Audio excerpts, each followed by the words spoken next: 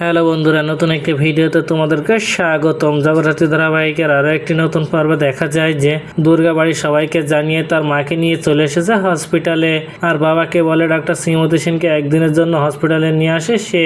আর এদিকে বৈদ্যায় অনেক ভয়ে রয়েছে, কেননা জগদ্ধাত্রী যদি একবার সুস্থ হয়ে যায় তাহলে তাদের জেলের ভিতরে থাকতে হবে। এই বলে দিব্যা সেনের কাছে ফোন করে সবটা দিব্যা সেনকে জানিয়ে দিলে দিব্যা সেন বৈদ্যায়কে বলে কি করা যায় সেটা আমি দেখছি। কারণ দিব্যা সেন অনেক ভালো করেই জানে জগদ্ধাত্রী যদি একবার সুস্থ হয়ে যায় তাহলে তার বিপদ আরও বেশি, কেননা সেই ডক্টর শ্রীমতী সেনকে দিয়ে জগদ্ধাত্রীর অমন অবস্থা করে রেখেছে। আর তাই দিব্যা সেন এবার মনে মনে প্ল্যান করে সে নার্সের ছদ্মবেশ ধরে হসপিটালে গিয়ে জগদ্ধাত্রীকে শেষ করে দেবে আর নিজের নার্স সেজে চলে আসে হসপিটালে।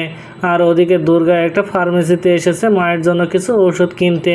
আর জগদ্ধাত্রীর রুম ফাঁকা দেখে তাকে শেষ করতে তার রুমে চলে আসে দিব্যা। আর ওদিকে দুর্গা ওষুধ কিনে ফিরেছে তার মায়ের কাছে।